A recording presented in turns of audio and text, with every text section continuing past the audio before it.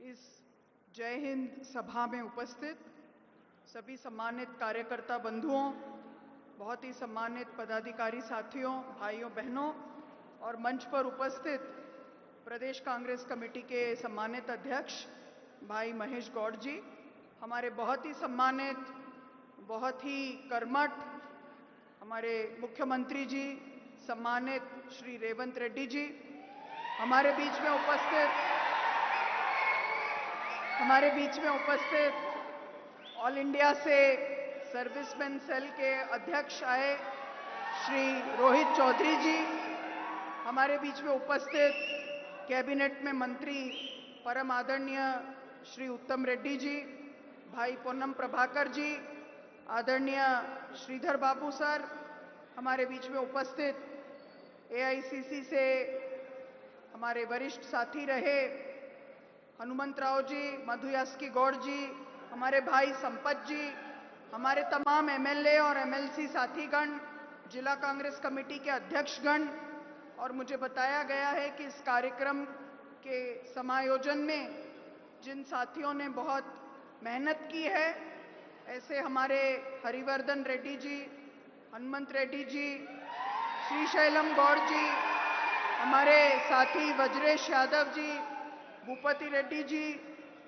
परमेश रेड्डी जी, बंडी रमेश जी और हनुमंत राव जी, हमारे तमाम सभी साथीगण और हमारे तमाम सभी मोर्चा संगठन के डिपार्टमेंट्स के साथीगण। साथियों, हमारे सामने आज की ये जो सभा है, मैं बहुत लंबी बात आपके सामने नहीं रखूंगी। हमारे माननीय मुख्यमंत्री जी आपसे आपकी भाषा में बात करेंगे और अच्छी से जो उद्देश्य है उसके बारे में बताएंगे। लेकिन मैं आपके सामने 3 बात रखना चाहती हूं। जो देश के सामने परिस्थितियां हैं, आतंकवाद से अगर कोई दल सबसे ज्यादा लड़ा, अगर किसी दल ने अपने शीर्षस्थ नेताओं को आतंकवाद से लड़ते हुए इस देश की एकता और अखंडता के लिए समर्पित किया, तो वो कांग्रेस पार्टी है। चाहे शहादत इंदिरा जी की हो, चाहे अपने सीने में 36 गोलियां झेलने की बात हो, चाहे स्वर्गीय नेता राजीव जी की बात हो, चाहे हमारे पंजाब के उस वक्त के मुख्यमंत्री सरदार बेअंत सिंह की और हितेश्वर साइकिया जी जो असम के मुख्यमंत्री थे उनकी बात हो, ये सब वो शीर्ष नेता हैं जिन्होंने इस देश को इकट्ठा रखने के लिए अपने प्राणों का बलिदान दिया। जब लाल बहादुर शास्त्री जी से ये पूछा गया कि आप पाकिस्तान के कमांडर तो 6 फुट के हैं, और ये माना जाता था और ये सच भी था कि लाल बहादुर शास्त्री जी का जो उनकी हाइट थी वो कम थी, तो जब उनसे पत्रकारों ने पूछा कि आप पाकिस्तान के जो राष्ट्रपति हैं, जो सेना का भी काम देखते हैं, जिनकी हाइट बहुत ज्यादा है, उनसे आप कैसे संवाद करेंगे?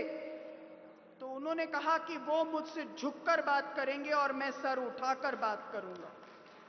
ये भारत की परंपरा है और इस परंपरा में सेना को हमेशा राजनीतिकरण से दूर रखा गया है।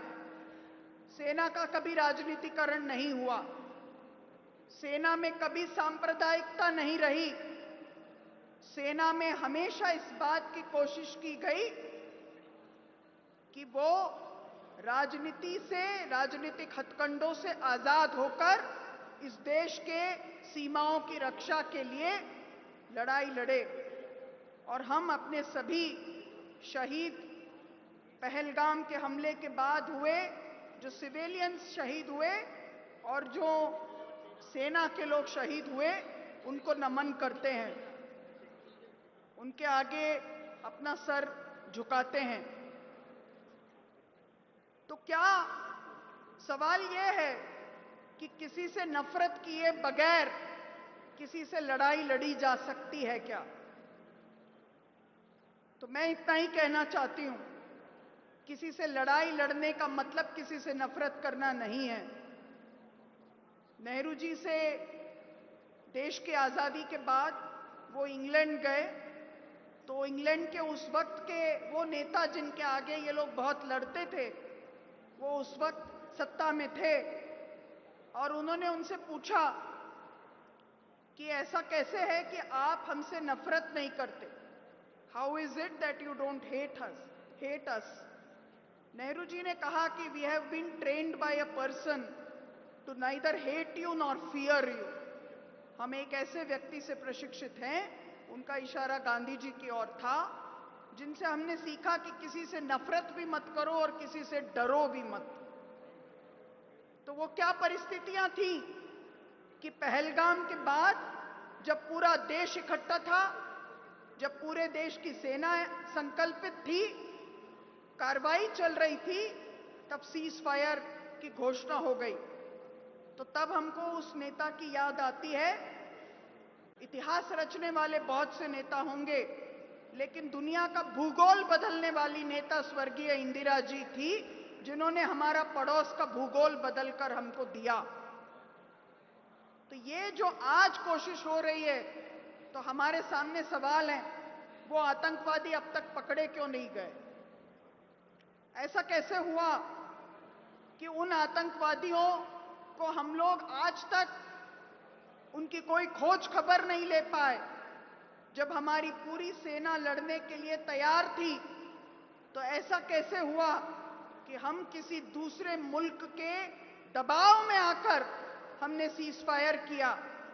तो इंदिरा जी की याद आती है, जिन्होंने 71 की लड़ाई में सामने से जब फ्लीट 7 भेजने की धमकी मिली, तो भी वो उसके आगे झुकी नहीं, अमेरिकी चौधराहट के सामने झुकी नहीं, और उन्होंने किसी और की चौधरी होने को स्वीकार नहीं किया और अपने आप को झुकाए बगैर एक इतिहास की रचना की। तो आज हम आखिरी बात इतना ही कहना चाहते हैं कि इन्होंने व्योमिका जी और बहन सोफिया जी को आगे रखकर पूरी बात रखी। इनको विश्वास रहा हो या ना रहा हो, देश की गंगा जमनी तहजीब पर हमको विश्वास है कि इस देश के लिए अल्बर्ट एक्का ने अपनी शहादत दी है, तो अब्दुल हमीद ने भी शहादत दी है, और उन दोनों को परमवीर चक्र मिला है। परमवीर चक्र सोमनाथ शर्मा को भी मिला है। और भारत इस इतिहास को याद रखता है कि यहां अगर राम प्रसाद बिस्मिल ने शहादत दी है, तो अशफाकुल्ला खान ने भी शहादत दी है। यह वही देश है जहां पर हमको विश्वास है कि हमारा जो सद्भाव का रास्ता है, सांप्रदायिक सद्भाव का रास्ता, वो इस देश को इकट्ठा रखने का रास्ता है, और वही हमारे देश को, उसकी सरहदों को ऊंचा बनाता है। और हमें पूरा विश्वास है कि आने वाले समय में इस देश के नागरिक एक होकर न इस सेना के सांप्रदायिकरण को स्वीकार कर सकते हैं, न ही हमारी सरहदों को जो लोग मिटाने की कोशिश करते हैं, उनके मंसूबों को कभी कामयाब होने देंगे। हमें पूरा विश्वास है कि इस देश की सरहद को इकट्ठा रखने के लिए हमारे देश के लोग आगे बढ़ चढ़कर जो मेहनत करते हैं, जो अपना खून पसीना बहाते हैं, उस परंपरा को जिंदा रखेंगे। लेकिन इन हुक्मरानों को सवाल का जवाब तो देना पड़ेगा कि वो क्या परिस्थितियां थी कि उन्होंने घुटने टेके। वो क्या परिस्थितियां थी कि आज तक माननीय प्रधानमंत्री जी को समय नहीं मिला कि जम्मू में, पुंछ में, जहां जहां पर फायरिंग में बहुत आम लोग, छोटे छोटे बच्चे असमय चले गए, उनका आंसू पोंछने के लिए अगर कोई गया तो वो राहुल गांधी है, वो नरेंद्र मोदी जी नहीं गए। ये उनको अपने मन की बात में जरूर बताना चाहिए कि उनके पास उसके लिए समय क्यों नहीं था। साथियों, क्योंकि ये देश का किसका सवाल था, पूरा विपक्ष एक साथ आया। पूरे विपक्ष ने चाहा कि पूरा देश इकट्ठा होकर लड़े, लेकिन उसका भी अगर कोई राजनीतिक उपयोग होता है तो हमारे सामने सवाल उठता है। वो मंत्री जो ये कहते हैं सोफिया के लिए कि ये तो उन्हीं की बहन थी, उनको उनके विचार पर अफसोस करना बनता है कि ये कैसी मानसिकता है कि जो इस देश के लिए आगे बढ़कर बहनें लड़ाई लड़ने के लिए आए, उनको हम आतंकवादियों के साथ अगर जोड़कर देखते हैं तो इससे ज्यादा शर्मिंदगी की और कोई बात नहीं हो सकती।